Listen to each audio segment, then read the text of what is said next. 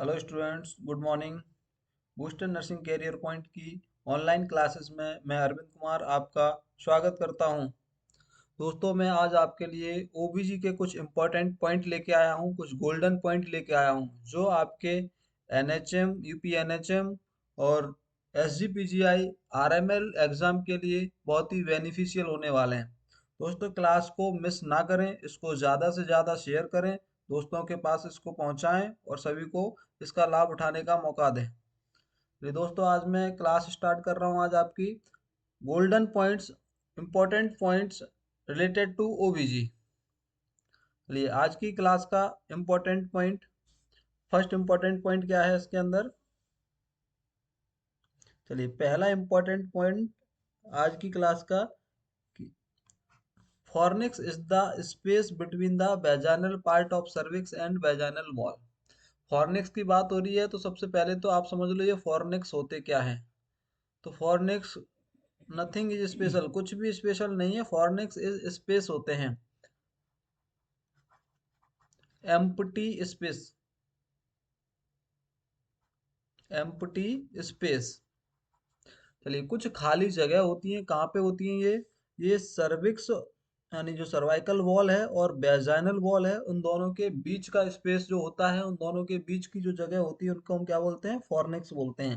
यानी कि जहाँ पे वेजाइना और सर्विक्स जो होती है, जहाँ पे इनका कनेक्शन होता है, तो उन दोनों मतलब सर्विक्स की वॉल के पास और वेजाइनल वॉल के पास में कुछ खाली स्पेसेस रहते हैं, कुछ जगह होती है, खाली जगह होती है, उन्हीं को हम क्या बोलते हैं, फॉर्निक्स बोलते हैं। दोस्तों, ये टोटल नंबर कितने होते हैं इनके, 4 होते हैं। यानी कि एक एंटीरियर फॉर्निक्स होता है, एक पोस्टीरियर फॉर्निक्स होता है और 2 लेटरल फॉर्निक्स होते हैं, एक राइट लेटरल और एक लेफ्ट लेटरल फॉर्निक्स होते हैं। क्लियर दोस्तों। यहाँ पे हमने देखा कि फॉर्निक्स होते क्या है, 4 फॉर्निक्स होते हैं, खाली स्पेसेस होते हैं ये। चलिए, नेक्स्ट पॉइंट की तरफ चल रहे हैं। दूसरा पॉइंट, दूसरा पॉइंट है यहाँ पे, the pH of vagina is acidic 3.8 to 4.5 from puberty to menopause because of the presence of Doderlein's bacilli. दूसरा पॉइंट कह रहा है यहाँ पे, बैजाना की पीएच के बारे में बता रहा है। ये बहुत इंपॉर्टेंट पॉइंट है दोस्तों, कि जो बैजाना की पीएच होती है वो एसिडिक होती है। एसिडिक, कितनी एसिडिक है यहाँ पे, इसकी रेंज भी दी हुई है यहाँ पे, 3.8 से लेके 4.5 होती है। कब से कब तक होती है, यानी प्यूबर्टी से लेके मीनोपॉज तक की एज तक क्या होगी, एसिडिक एनवायरनमेंट देखने को मिलता है बैजाना के अंदर। यानी प्यूबर्टी से लेके मेनोपॉज तक की एज जो होती है उसको हम कौन सी एज बोलते हैं, रिप्रोडक्टिव एज। यानी रिप्रोडक्टिव एज के अंदर जो वैजाना की पीएच है वो कैसी देखने को मिलती है, यहाँ पे एसिडिक देखने को मिलती है। चलिए, नेक्स्ट देखते हैं इसके अंदर, because of the presence of Doderlein's bacilli. ये जो एसिडिक पीएच है वो किसकी वजह से है, तो बैजाना के अंदर कुछ नॉर्मल फ्लोरा रहते हैं, नॉर्मल बैक्टीरिया रहते हैं जिनका नाम है डॉटरलिंस बेसिलाई। डॉटरलिंस बेसिलाई लैक्टोबैसिलाई फैमिली के ही हैं ये, इनका स्पेशल नाम होता है डॉटरलिंस बेसिलाई। ये जो डॉटरलिंस बेसिलाई होते हैं करते क्या हैं ये डॉटरलिंस बेसिलाई कुछ स्पेशल नहीं करते। जो ग्लाइकोजन होता है उस ग्लाइकोजन को कन्वर्ट करते रहते हैं किसके अंदर, लैक्टिक एसिड में, लैक्टिक एसिड में। और जब ग्लाइकोजन लैक्टिक एसिड में कंटिन्यूअस कन्वर्ट होगा तो लैक्टिक एसिड, यानी कि ये क्या है, एक तरह का एसिडिक एनवायरनमेंट है, एसिडिक नेचर है इसका, तो बैजाने के पीएच को और उसके नेचर को क्या कर देगा, एसिडिक कर देगा। क्लियर दोस्तों।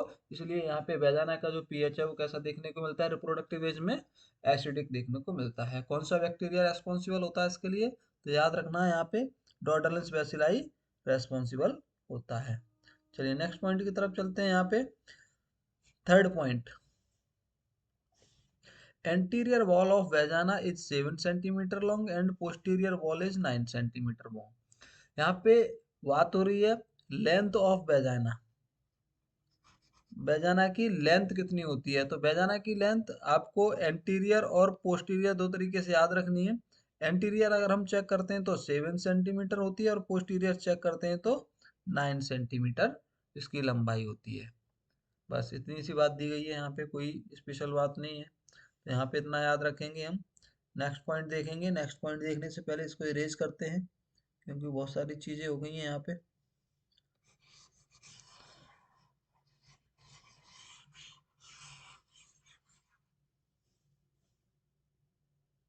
चलिए नेक्स्ट चलते हैं यहाँ पे।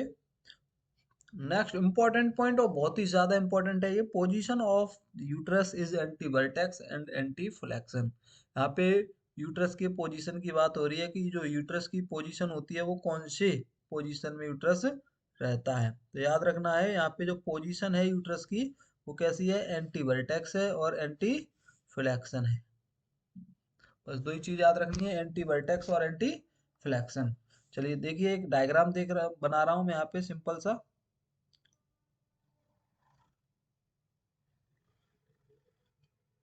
चलिए ये मैंने आपके लिए बनाया है एक यूट्रस का डायग्राम। चलिए ये यूट्रस का डायग्राम है। यहाँ पे नीचे ये क्या है, वेजाइना है, और ये क्या है, यूट्रस है। चलिए तो दो चीज दिख रही है आपके अंदर, आपके पास ये यूट्रस और वेजाइना। अब यहाँ पे एक एंगल आपको ये दिख रहा है, कलर चेंज करता हूँ इस एंगल का। एक एंगल आपको ये दिख रहा है, यानी कि सर्विक्स और वेजाना के बीच में एक एंगल बनता है 90 डिग्री का। 90 डिग्री का, यानी कि ये जो 90 डिग्री का एंगल बन रहा है, 90 डिग्री का एंगल बन रहा है, इसको बोलते हैं एंटी वर्टेक्स। किस किस के बीच में बनता है ये, यूट्रस और वेजाइनल वॉल के बीच में बनेगा ये 90 डिग्री का, इसी को बोला जाता है एंटी वर्टेक्स। Anti vertex. चलिए दूसरा एंगल देखो, यूट्रस का खुद के साथ में बन रहा है, एक एंगल यूट्रस का खुद के साथ में बन रहा है, ये बनता है 120 डिग्री का, 120 डिग्री का। तो यहाँ पे देखो ये लिखा हुआ है 120 डिग्री, यानी कि 120 डिग्री का बना हुआ है 120 एंगल पे ये। एक और इसके अंदर एंगल बना हुआ है, उसी को हम बोलते हैं एंटी फ्लैक्शन। Anti flexion. तो बताइए अब इसकी पोजीशन कैसी होगी यूट्रस की, एंटी वर्टेक्स, एंटी फ्लैक्शन, यानी कि दो एंगल बन रहे हैं इसके पास में। एक तो यूट्रस का खुद के साथ में, और जो खुद के साथ में रिलेशनशिप है उसको हम बोलते हैं एंटी फ्लैक्शन, 120 डिग्री का एंगल है। और दूसरा एक एंगल बन रहा है यूट्रस का किसके साथ में, वेजाइनल वॉल के साथ में, जो 90 डिग्री का है, इसको बोलते हैं एंटी वर्ट। क्लियर दोस्तों। चलिए नेक्स्ट पॉइंट की तरफ चलते हैं। Size of uterus.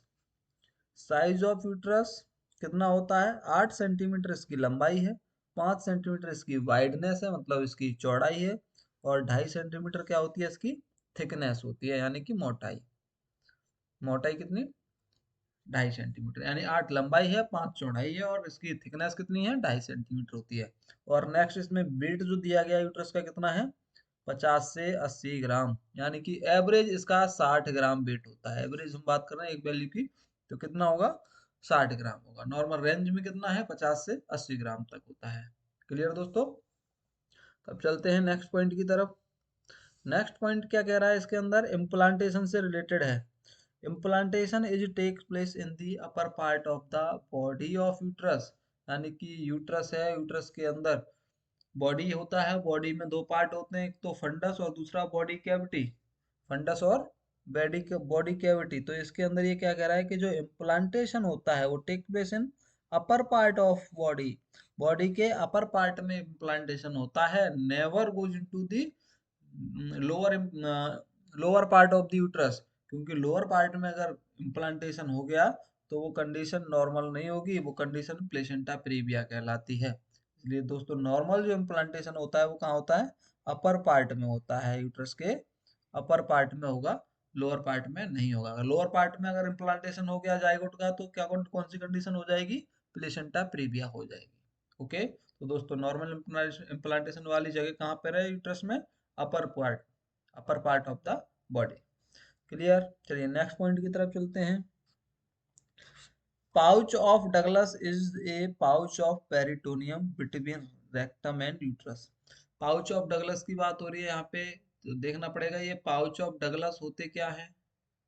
Pouch of Douglas. चलिए मैं एक सिंपल सा डायग्राम बनाऊंगा आपको इसके लिए।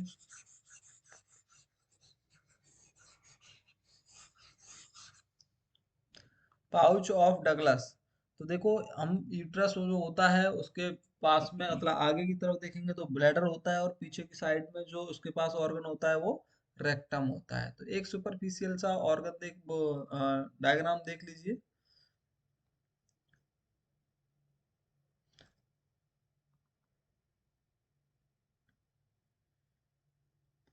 इस तरह से देख लो इसको। मानो ये जो पार्ट है ये क्या है, यूट्रस। ये वाला आगे की साइड में ये क्या है, ब्लैडर, यूरिनरी ब्लैडर। और ये पीछे की साइड में क्या है, ये मान लो रेक्टम।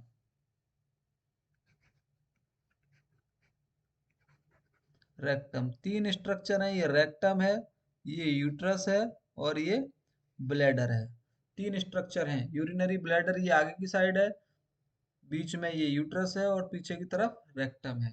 तो चलिए ये देखो, अब यूट्रस ये है और यूरिनरी ब्लैडर ये है, तो इन दोनों के बीच में कुछ स्ट्रक्चर क्या है, अंदर की तरफ पेरिटोनियम स्किन के फोल्ड घुसे हुए हैं, ये देखो।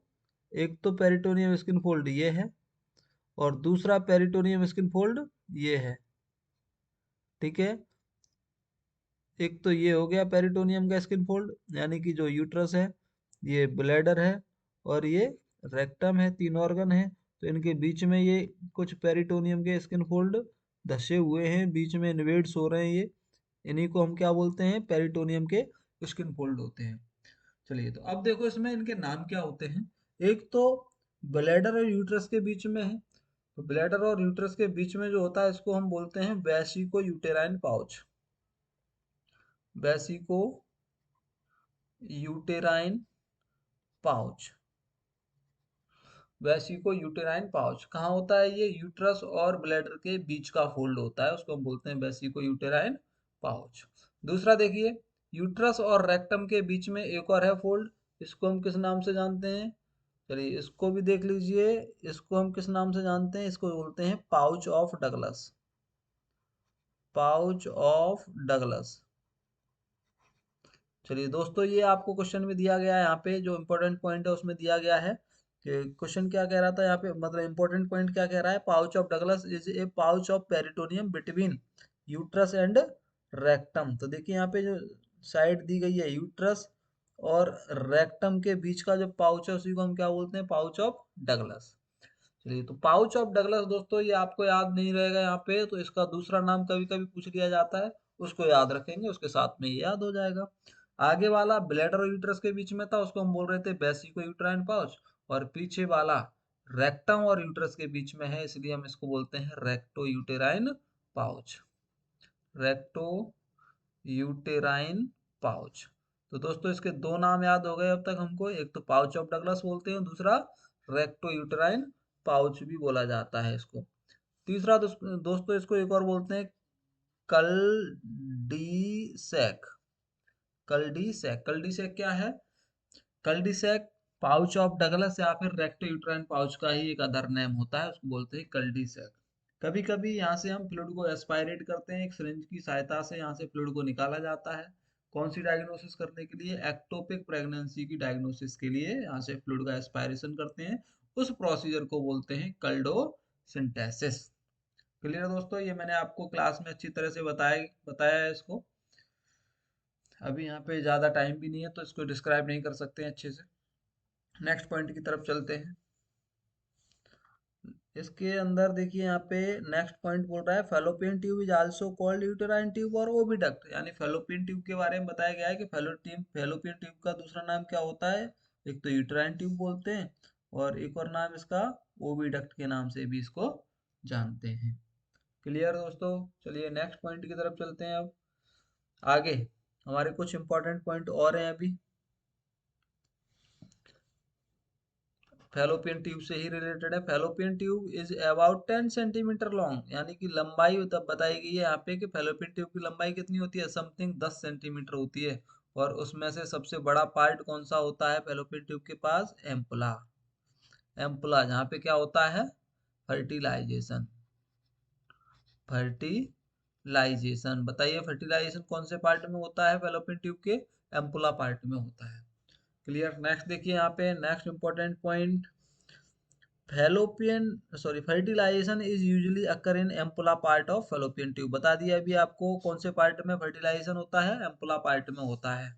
नेक्स्ट देखिए, ovary is major about 3 centimetre long, 2 centimetre wide and 1 centimetre thick. Ovary के अंदर बात हो रही है, ओवरी की लंबाई कितनी है, चौड़ाई कितनी है और थिकनेस कितनी है।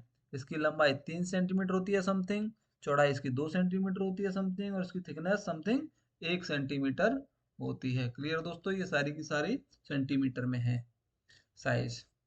क्लियर। चलिए नेक्स्ट देखिए, पेल्विक फ्लोर से रिलेटेड कुछ यहाँ पे इंपॉर्टेंट पॉइंट है, बहुत ही ज्यादा इंपॉर्टेंट है, इस पर बहुत ज्यादा ध्यान देना है। Pelvic floor is formed by 3 muscles.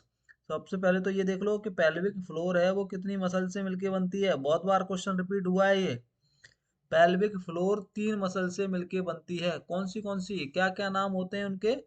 तो पहला नाम है इसके अंदर प्यूबोकोकिजियस, प्यूबिक से लेके कॉकिजियस तक जो जाती है उसका नाम क्या है, प्यूबोकोकिजियस। दूसरा नाम क्या है दूसरी मसल्स का, इलियोकोकिजियस, इलियम से लेके कॉकिजियस तक जाती है उसका नाम इलियोकोकिजियस।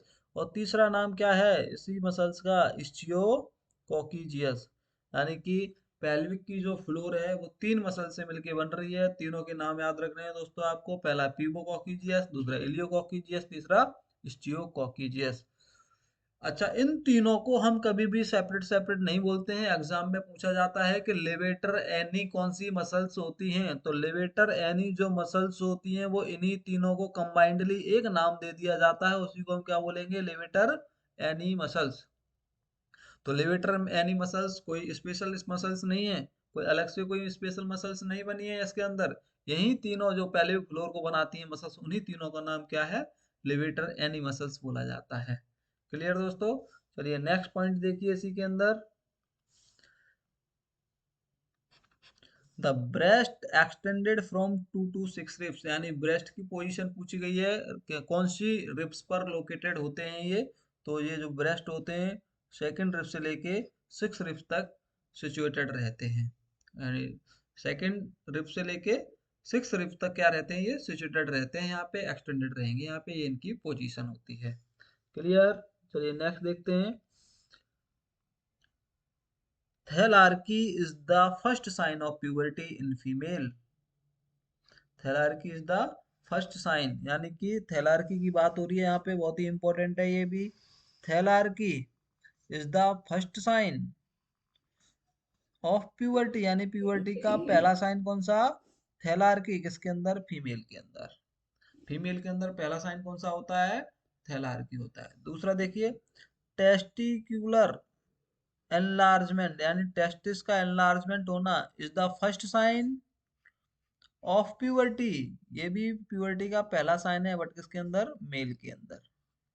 यानी फीमेल के अंदर प्यूबर्टी का पहला साइन पूछे तो थैलार्की, और मेल के अंदर हम अगर प्यूबर्टी का पहला साइन की बात करते हैं तो वो कौन सा होगा, टेस्टिकुलर एनलार्जमेंट या फिर टेस्टिकुलर डेवलपमेंट फर्स्ट साइन होता है मेल के अंदर। क्लियर दोस्तों। जब प्यूबर्टी आती है किसी भी फीमेल के अंदर, प्यूबर्टी, तो प्यूबर्टी के अंदर कुछ स्टेजेस से साइन एंड सिम्टम्स आते हैं। सबसे पहले फर्स्ट स्टेज में आता है थैलार्की। थैलार्की, थैलार्की का मतलब होता है development of breast. Second number पे आता है क्या, एडिनार्की, एडिनार्की, एडिनार्की का मतलब होता है development of axillary hair. Next third number पे आता है प्यूआर्की, प्यूआर्की का मतलब होता है डेवलपमेंट ऑफ प्यूबिक हेयर, यानी सिम्फाइसिस प्यूबिस के ऊपर उस रीजन पे क्या आ जाएंगे, हेयर का डेवलपमेंट हो जाता है। नेक्स्ट स्टेज में हाइट क्या हो जाती है फीमेल की, इंक्रीज हो जाती है, यानी फोर्थ स्टेज में क्या होता है, हाइट इंक्रीज होती है।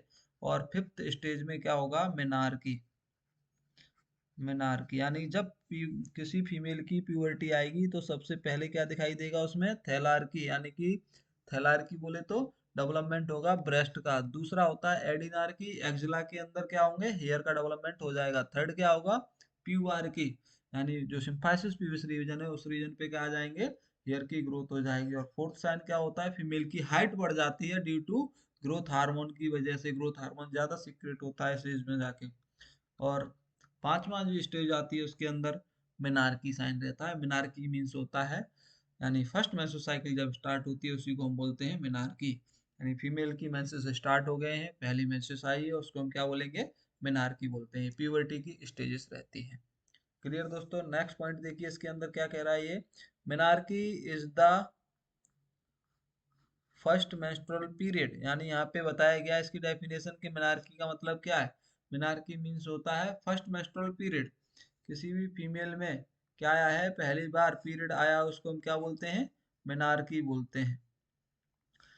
Occur eight average age of 12 year, ये 12 ईयर दिया गया है, लेकिन इसकी जो एवरेज एज होती है कितनी, 13 ईयर होती है, यानी कि 13 साल पे एक एवरेज एज है। वैसे नॉर्मल एज इसकी 10 साल से लेके 16 साल के बीच में कभी भी प्यूबर्टी डेवलपमेंट हो सकती है, लेकिन एक एवरेज एज है इसकी मोनार्की की, वो कितनी है, 13 साल पे सभी फीमेल के अंदर मेंसेस स्टार्ट हो जाते हैं। क्लियर दोस्तों, चलिए चलते हैं नेक्स्ट पॉइंट की तरफ। तो आज की क्लास का बहुत ही ज्यादा इंपॉर्टेंट पॉइंट देख रहे हैं हम, और आगे जो आया है वो भी बहुत ज्यादा इंपॉर्टेंट है। The period of onset of menstrual cycle is 21 to 35 days, यानी कि जो पीरियड होता है मेंस्ट्रुअल साइकिल का, वो कितना होता है, 21 दिन से लेके 35 दिन तक होता है। लेकिन इसमें से जो एवरेज एज होता है, नॉर्मली हम जो किस एज को मान के चलते हैं, 28 डेज को मान के चलते हैं, यानी एक मेंस्ट्रुअल साइकिल का जो पीरियड कितना काउंट करते हैं, हम 28 दिन मानते हैं। क्लियर, चलिए नेक्स्ट देखते हैं अगला इंपॉर्टेंट पॉइंट।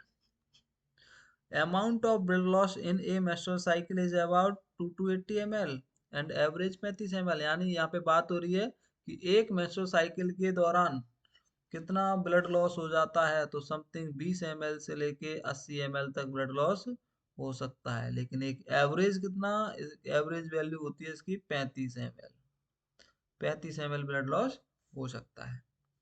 चलिए नेक्स्ट देखिए।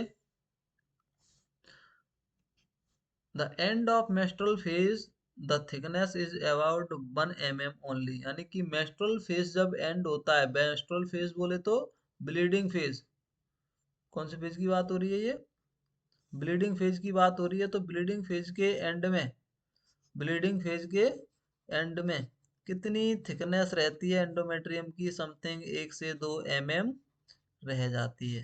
यानी कि नॉर्मल थिकनेस कितनी होती है, नॉर्मल थिकनेस होती है 8 से 10 mm की एंडोमेट्रियम की, लेकिन ब्लीडिंग फेज हुआ तो एंडोमेट्रियम क्या होगी, शेड ऑफ हो जाएगी, झड़ जाएगी, झड़ने के कारण अब जो उसकी लेंथ वो थिकनेस रह जाएगी वो कितनी होगी, ओनली 1 mm रह जाती है। क्लियर, चलिए नेक्स्ट देखिए अगला पॉइंट इसके अंदर। Fertilization occur within 12 hours of ovulation and 2 to 3 days of insemination, fertilization की बात हो रही है इसमें। Fertilization occur within 12 hours of ovulation, अगर किसी फीमेल के अंदर ओव्यूलेशन हुआ है और उसने कोइटस एक्टिविटी की है, तो 12 घंटे के अंदर अंदर क्या हो जाएगा, फर्टिलाइजेशन हो जाएगा, यानी स्पर्म और ओवम का मिलन होगा फैलोपियन ट्यूब के अंदर, उसी को हम क्या बोलते हैं, फर्टिलाइजेशन बोला जाता है। चलिए, and 2 to 3 days of insemination, insemination की बात हो रही है, तो इंसेमिनेशन के बाद कब होगा ये, 2 to 3 days, 2 से 3 दिन लग जाएंगे इसमें फर्टिलाइजेशन में, इंसेमिनेशन से।